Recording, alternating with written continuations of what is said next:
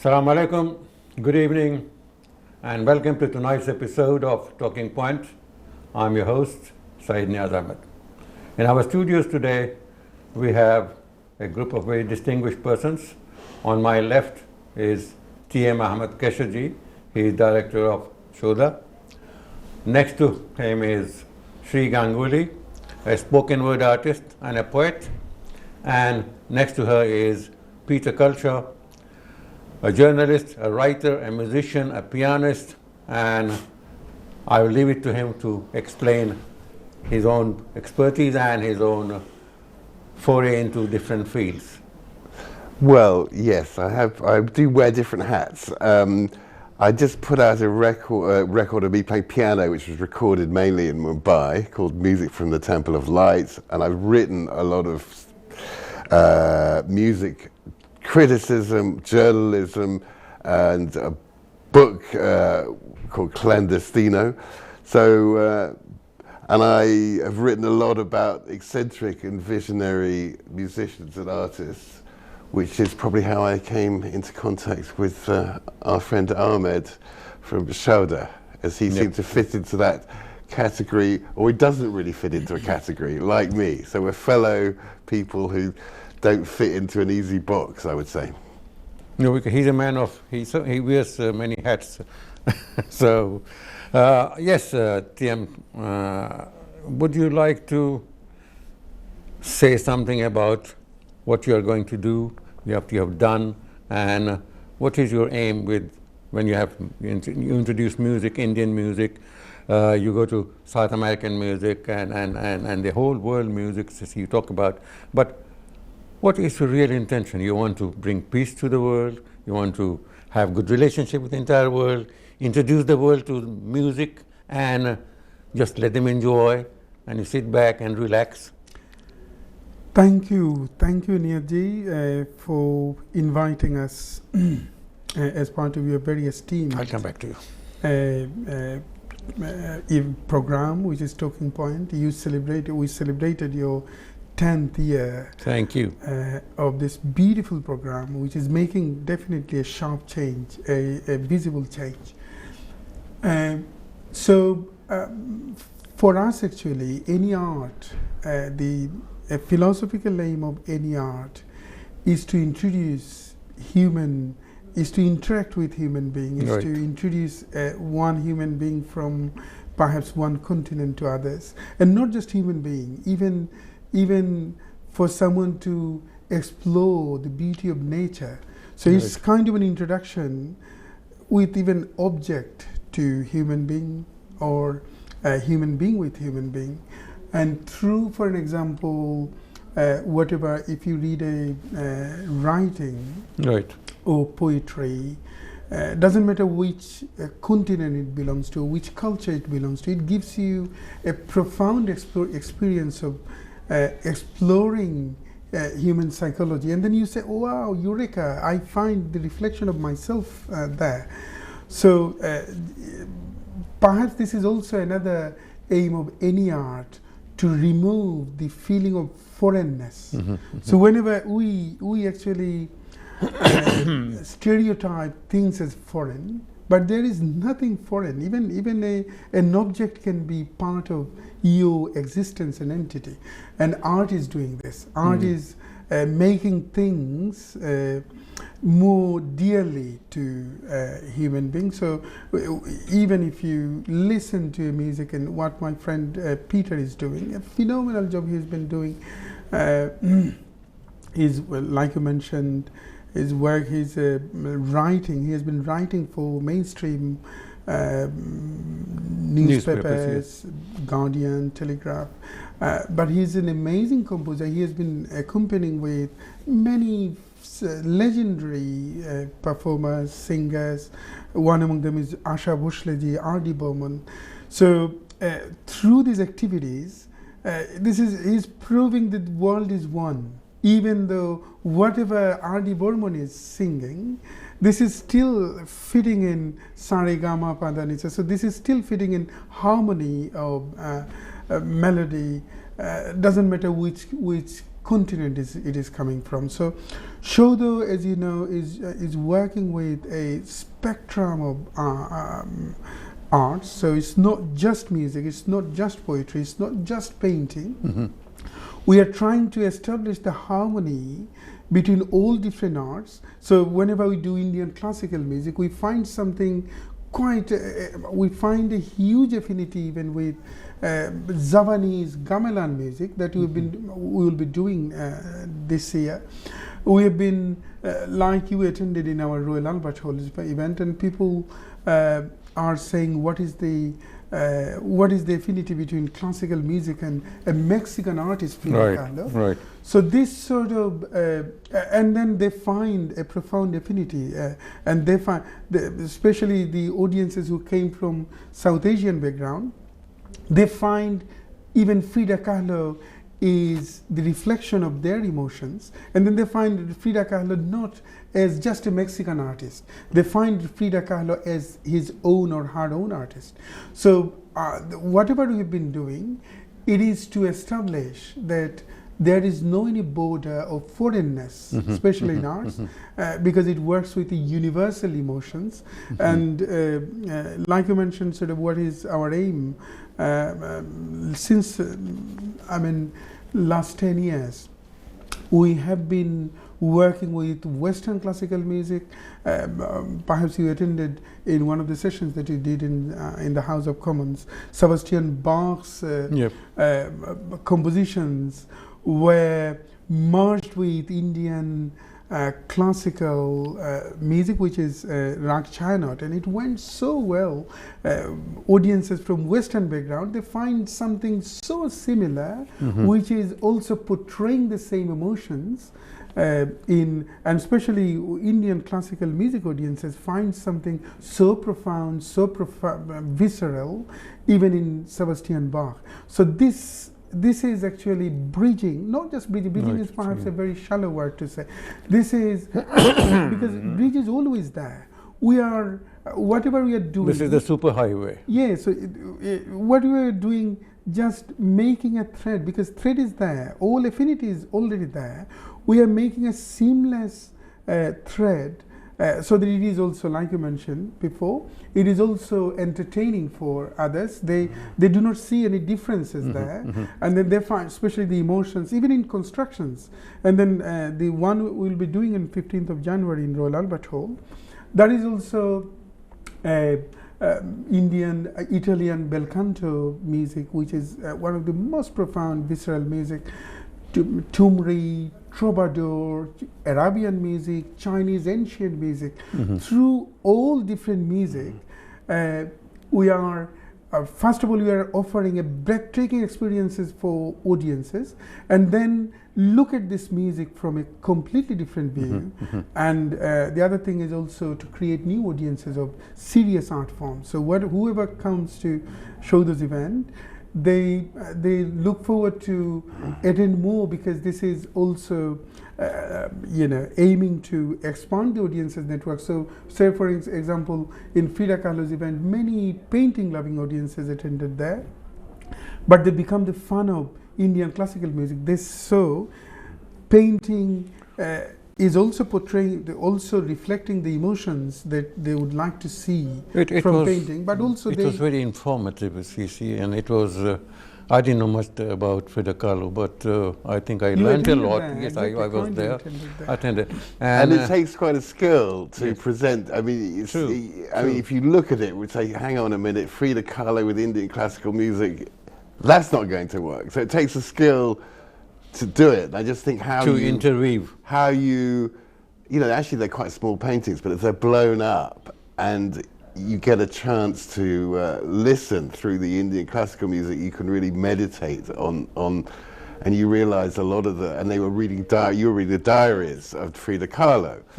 And it's really a lot about, and she was quite physically quite ill a lot of the times, and it was about her relations, her painful relationships, and but also a universal sense of disconnection with the divine, which is something you get in all cultures. Like, I mean, you know, I love the Sufi music, for example. That is often, it's really about a feeling of disconnection or connection to the divine. Connection to the divine, but disconnection so there is with a the whole kind world. of, so even though on paper you'd think that it doesn't work very well, and the other thing is there are specifics which, you know, to me it's like Mexico City and Bombay are somewhat similar energies as a place, and you got that idea came over to me. And I would think a third thing is, you know, as I said, I'm composing music. There's some things are universal, some things are specific. So I play piano, but the advantage of working with Indian classical instruments is like you can tune the tablas. You can, you know, the Indian violins or could go, you know, there's multitudes of notes. Whereas in Western music, it tends to be like you've got your 12 notes on the octave, that's your lot. Whereas Indian music can be much more expressive, and that is a particular beauty of Indian culture, which, so I'm saying there are specific things. It's like some things are universal, such as the feeling of you've had a terrible time with your lover, you feel your connection with the divine. Peter, I'll ask you about... Some things are much more later specific I'll to a ask you culture. about your experience with Asha Bhosle ji, but let me go to Currently, Peter attended last year's in Royal Albert Hall, and he did cover a beautiful review on Royal Albert Hall. It's a great pleasure that Niazi also attended in last year's Royal Albert Hall. Well, it was a terrific thing. This is one of the reasons we're here, and we hope to come in January. I have no idea really what the next... She was also there. It sounds like we've got bel canto with other things, and Shri is going to be on last year's and next year's, so that was quite an experience last year, I guess. I'm very excited about this, honestly. how was your experience doing Frida Kahlo in English? See, like Peter clearly pointed out, we are people here who don't belong to any sort of categories. Right. We don't belong to any definitions. And that is what appeals to me. You know, that is why we can sort of like water merge into other cultures, other stories, and taste and feel the intricacies of literature and language worldwide. So last year my experience was on a personal level. It was a lot of learning. Frida happens to be one of my favorite artists because of her honesty, how she sort of revealed every little ugly scar, quote unquote ugly, and made it beautiful. How she revealed her brokenness. She was not afraid to be attracted to both men, women. You know, she spoke about her difficult relationship. This kind of honesty from a woman, such feminism definitely inspired me. And then also, like Peter and Kezada said, that there was a connect in the program from a personal level, a person's journey in love, with love and pain, and there was a universal level with the divine. We are always longing to find something that will complete us. So there was that connection, and then of course there were the paintings and the music. Right. And I was reading out her letters and her diaries and her poems. So yes, it was an intriguing experience, definitely. One of a lifetime. Great. And the chef was good. It was like a meal. And sometimes you see these people put the different ingredients together, you know. Pasta and curry doesn't always work, but you know, he just managed to put all the seasoning, and so he's like the chef of the event. And the chef knows the recipe. Yes, you have to have a good recipe and good cook. Yeah, what works. Thank you, Peter. But one thing that, because she is absolutely a very powerful writer and fictionist, and she's also a wonderful performer. So when she performs, she can easily feel the insight of, and then silence between two adjacent words, and her performance makes a difference because she can feel the insight hidden within each word. So that's why perhaps we still receive so many beautiful feedbacks of Frida Kahlo's event, because I mean, one thing was you saw a painting like the Wounded Deer was one, but there was so much. In fact, it's not a big painting, if you see it in a museum, but it was blown up. Yeah. Then you had this music, quite meditative and longing music, and some words. So you could spend. You actually wouldn't normally spend 8 minutes or 5 minutes just looking at a painting. So you could really be drawn into it and see all the little details, and the music would draw you into it. I'm just saying, normally, actually, in a museum, you wouldn't really meditate on such a painting, or you wouldn't really on a book. So it enabled you to go deeper into a painting than you normally would. And I think that worked, especially with her work, which is very layered and there's lots of depth in it. Where are her paintings? All over. All over? All over. Are they in London somewhere, or? all over. Tate Museum did an exhibition a few years back, as I can remember, but all over the world she has. There's a Frida Kahlo museum in Mexico City. Mexico City itself, Yeah. exactly. I did go to. there someday. Did you go there as well? I did. Wow. Although the best museum is the Anthropology Museum, which is incredible. But anyway. She was just she was a walking piece of art herself. I mean, just being a person who she was at that point of time. Yeah. Incredible. You know, I was surprised. Last year we were in Turkey and we were going through Grand Bazaar with my and buying odd things to see. And then suddenly I saw some painting and I said to my wife, "This looks like Frida Kahlo." And she said, "No, come on, not here." I said, "Yes." So I went into the shop and I said, "Is that?" He said, "Yes, I know. And somebody would come and ask me." I know.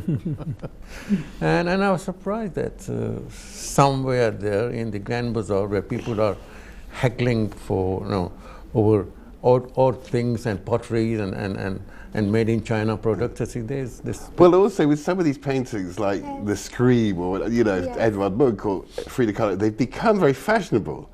So it's almost like they're trendy. Madonna connects them. So then to get really into it, to really brush all that questions of fashionability, to actually really study the painting. Sometimes that stuff makes a lot of noise as a sort of fashion thing. Yes, I agree that you have to walk into that world rather than what it has become right now with being so popular as Frida is. What else do you do, Shri? I'm a writer and a spoken word artist. No. What do you write about? I write short stories and poems, but again, sometimes I cannot define them into a genre, because sometimes it's about the power struggle between the gender. Many times it's about folklore. It's sometimes about, like I said, masculinity, femininity, but I cannot define it that way. It's very hard to categorize Shri's writing, because it's equally poetry but equally prose as well. And one of my favorite writer and philosopher, French philosopher Henri Michaud, who declines and repudiated to categorize or label his writing as poetry or prose, simply text. So he used to, he was in favor of labeling things, writing as text, not subcategory as poetry, and because writing, whatever you are expressing, it can be equally poetry and equally perhaps you are weaving a story as well. So I think Shri's writing is quite See, fitting normally in when we say poetry, I mean these are rhythmic expressions, I see. That's what we say poetry. Nowadays, rhythm, even there is some inner rhythm. Even if you read prose, there is some inner rhythm, and that can make say prose as poetry. That's what they call the prose poetry. Exactly. Perhaps you are interested, and this is something that I'm also interested in, to explore Peter's association with Asha Bhosle. Yes. How long was this association for? Well, I mean, she's obviously one of the great singers, and I'd been an admirer for a long time. And then I was born in Leicester, which is a very South Asian place. So you know, you'd hear Asha and Lataji's voice coming around, you know, in the atmosphere. Yes. And but I was working with this dance company, and I was in a trio of us called West India Company, and we got this commissioned to. There was a ballet, a dance which was at Sadler's Wells and travelling around the world, and our percussionist Pandit Dinesh knew Asha, so we said, maybe just send her a note, maybe she'd like to do it. Not really expecting she would, but in fact she's a rather adventurous person. So she came from, I think she's just performing at Madison Square Gardens to thousands of adoring people, to this studio in North London, and we did a whole album came out called New Demons, which was then used as the soundtrack for this dance company, so that went around the world. And then we thought, well, maybe we should go to Bombay itself. So we went to Juhu and did a lot of recordings with Asha Ji and R.D. Burman and various other musicians and film orchestras, most of which didn't come out because it was so expensive. The manager went bankrupt and couldn't pay all the bills. But I think eventually it will come out. But but I mean, obviously, it was a great honor, and she's one of the great singers. Where did you feature in the whole thing? I was like playing keyboards and helping compose and just pulling stuff together, because it was quite a complicated project, as you can imagine. But again, talking about specifics, I mean, there's something very special about Asha's and Lata's, you know, they had an almost monopoly, so they were like the soundtrack to people's lives for decades. I mean, they were like goddesses. I mean, you don't really have the equivalent here, I think. Right. And beautiful singers. And of course, partly because that high voice, you don't have to have a very expensive hi-fi. You know, you could have a fairly cheap speaker in the middle of nowhere, and the voice comes through. It's extraordinary. It's like an incredible instrument. We are nearly at the end of this first segment, and I know that you have another appointment somewhere else, so we will bid you goodbye. But well, thank you for inviting me. We hope to meet you again and again. And after we come back. After we go for a break. Welcome back. Just before the break, we had Peter with us, and Mr. Peter Culshaw has gone on another assignment, and we have been joined by Dr. Ajit Ganguly. He is a psychiatrist, but a great supporter and connoisseur of art, literature, and poetry, and music, might I say. It would not be right to say, but I would tell you that he is husband of Shri Ganguly. And the love of music runs in the family. Tell us something about yourself. As you said, by profession, I'm a consultant child psychiatrist. But I suppose, as far as what we are discussing today, in terms of music and arts and things like that, I would say that I am just somebody who is curious about the human condition, and just somebody who is interested in the world around me. And from that perspective, I guess, even though as far as the arts or the the formal or classical music is concerned, I would completely consider myself to be a lay person. But I'm extremely grateful to Shri and to good friends like Kaiser Bhai for introducing me to a world which does open up your avenues in terms of music and literature and poetry and prose, and it's just a fantastic experience. So I'm very, very grateful to all of them. So within this context, that's who I am. Right. Okay. This is a very humble statement, Niyaji. Okay. Jeet is an absolutely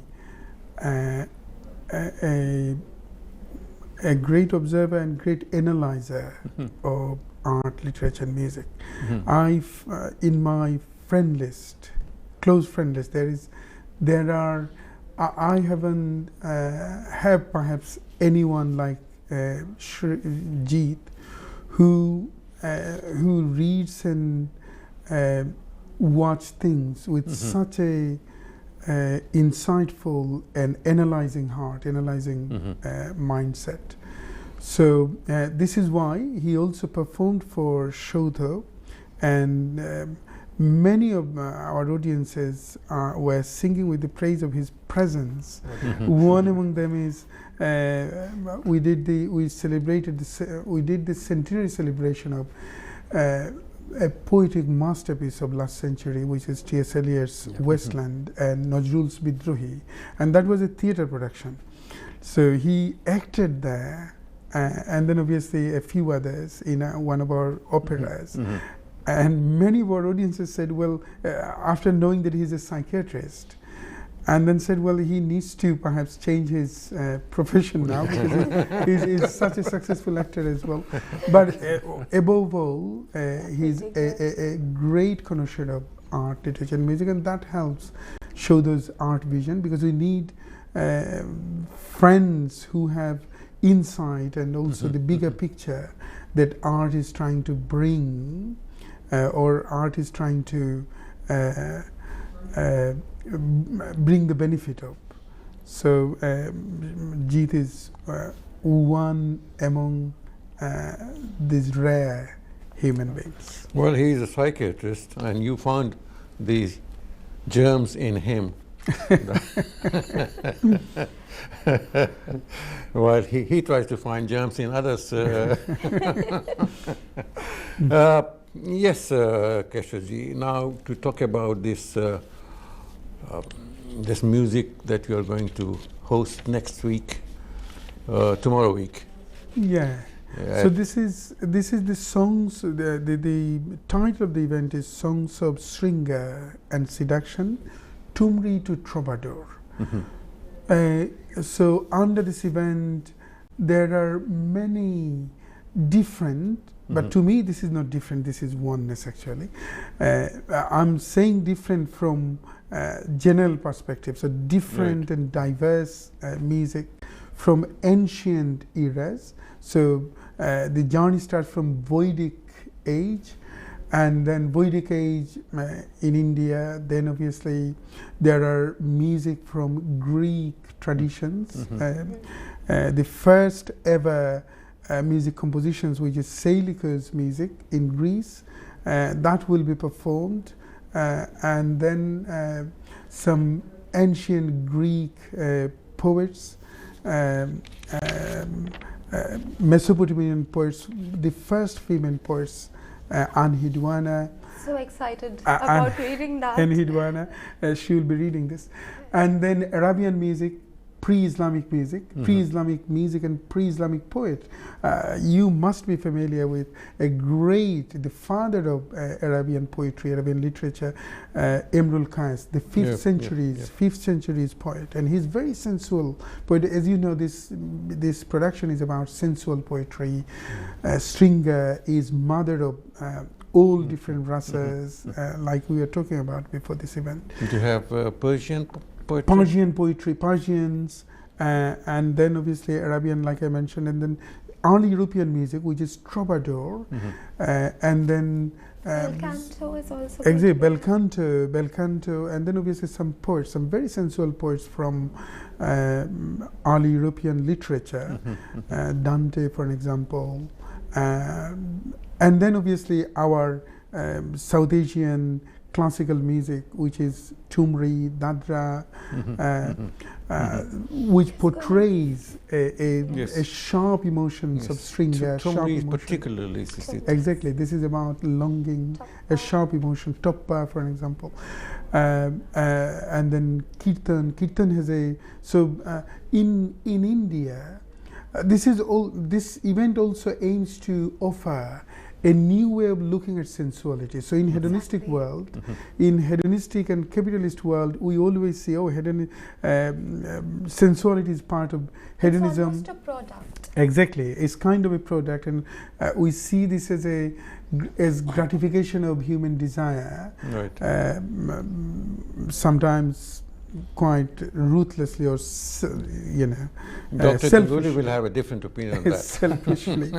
selfishly. But this event also, only thing in Indian mythology, especially in ancient poetry and ancient literature, you would see sensuality is part of divinity as well. So Kama is a god in Indian mythology, and when Kama emerges in your mind, or your mind gets occupied with Kama's presence, then someone feels longing, someone feels a desire to meet his or her counterparts. And then when the reunion happens, divinity emerges from there. Radha Krishna. Look at these Sufi poets. I mean, they talk about Sufism, love, yes. and love all the Sufism and Sufism is the supreme portrayal of sensuality. Rumi, for an example, there are many Rumi's poems, and then Dante.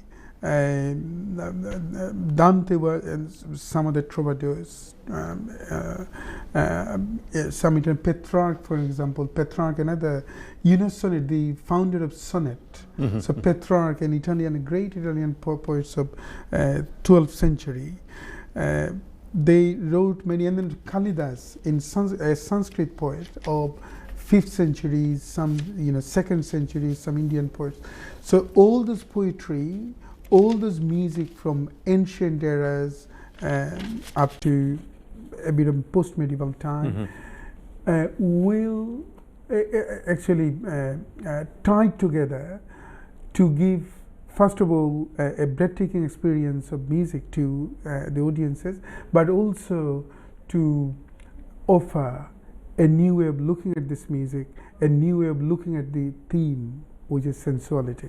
And once again, there is something I would also like to add. Those who compose music, this is a great way, this is a great opportunity for them to look at the horizon of all different melodies, so that whatever platform they work, they always find a window of all different music, so that whatever they do, that can be enriched by importing those melodies into someone's compositions. So even in modern time, modern composers will also be benefited, I believe. It sounds like a musical conference rather than just a show. Exactly. I would like to, I personally see this as a, like I said, conferences, because obviously whatever we do, we aim to make it a bit of educational as well, because you may find some South Asian music lovers come, but we aim to have them as the lover of other traditions, and to introduce other music. Shodo is very open to other cultures. Exactly. And other, like we are having a Chinese musician as well. Exactly. And she's playing a 2,000-year-old instrument. Yes. So yes. that's 2,000-year-old old instrument, which is called zuhang. So it will be a completely a rare experience for you, Niyaji, because most of our, even many musicians are not familiar with this ancient, absolutely ancient. Glimpse into so many different worlds through that little period of time. Do you remember that Rajasthani girl who played these very funny-looking instruments? See, and it created strange sounds. See, but so rhythmic. Rajasthan is another treasure. Exactly. Rajasthan is full of music. Okay, sir. Time for another break. And we will come back and try to know more about Dr. Ajit Pothe. Thank you very much for being with us, and we'll be back soon after this. Don't go away. Thank you. Welcome back. Just before the break, we were talking about a lot of things and the next week's program that Shoda is going to stage at Royal Albert Hall. But right now we have a very distinguished guest with us, Dr. Jeet Ganguly. He's a psychiatrist. That's right. And also he has a good deal of interest in music and poetry and art. Yes, sir. They say that a lot of psychiatrists, I don't know, I may be wrong, a lot of psychiatrists suggest that music can be very useful in treating patients. Is that right? Treating, that's an interesting word. I wish we could treat everything. We unfortunately are limited, I think. Right. But yes, I mean, it can be used. I mean, it's really interesting because I think when we talk about treatment, right, in the current or the modern world, we think about medicines right, or surgical procedures and right, things like that. But it's really complicated. You right, have somebody with perhaps maybe a young person right, who has a neuro disability like autism or learning disability and things like that. Well, how do you manage the myriad emotional and psychological problems that that person is undergoing? You cannot even have a conversation with them right, in the usual sense. So how do you access those feelings and those thoughts? And what is really interesting is that when it comes to therapeutic interventions, when I say, psychotherapeutic interventions, what you really find is that there is very interesting work that's been done, for example, by therapists who work with art, so art therapy, or drama therapy, or music therapy. And I suppose, well, I'm not a therapist in that sense. I work in what's called a multidisciplinary team, a MDT, where other professionals have equal role in all of these things. But I suppose what I've observed is that when you cannot reach through the usual way of conversation or talking, so to say, then sometimes things like art or music have this unusual way in which people can access something. right. So you're talking about people sort of, it's really interesting because you're talking about events where you certainly need a certain level of intellectual ability to access it. Whereas what I'm talking about is the other extreme, where you have people with huge amounts of disability who perhaps have a lot of problems just accessing basic information of the world around them. And yet, you use the vehicle of something like art. When I say art, obviously I don't mean Monet. I mean just sitting down and playing with colors, and in an intuitive way, you find people accessing and working through things at an emotional level which can be absolutely life transforming. So in that sense, I suppose it reminds us that what we as human beings are able to access through things like art or music or things of that, things in those areas. It's hard to define, but there's something intrinsic within us which is drawn to that, which sort of connects to that. And I suppose absolutely you're right, that sometimes that can be used to good effect when we're talking about people who are disturbed or... Like, sometimes we listen to sad songs, see, and they say that our sad songs are the best songs, see. Possibly they are, see. I tend to like sad songs, see, and not very... They can be cathartic. Yes, almost. yes, They can be cathartic, absolutely. And I sometimes listen to it alone, see. Nobody should disturb me, see, and I find it soothing and it's exhilarating, see. It lifts my feelings. But perhaps it can work the other way with others. You would understand that more. Now, Shri, we have not been talking, and you have not been given the chance to talk much about yourself and your good work. Tell us. Absorbing. Yeah, but tell us more about yourself. And again, I'm interested in human nature and the world, and Keda and his Shodho basically wants to change the world. There is that feeling. And in a way, I would always feel I don't want to change the world. I want to create beauty. That's what I always thought. I want to create beauty, and that's all I want to do. But then someone told me, a friend, he quoted Hollier, I think, and he said the greatest form of revolt is creating something intensely beautiful. So maybe I want to change the world as well. So that's why I write. But before I want to change the world, I want to change myself. And with every day in my life, I'm learning something. I'm laughing. I'm finding a lot of joy in this. I'm crying too. It's because art is cathartic. Midnight, you're listening to a beautiful song. And why do we all cry?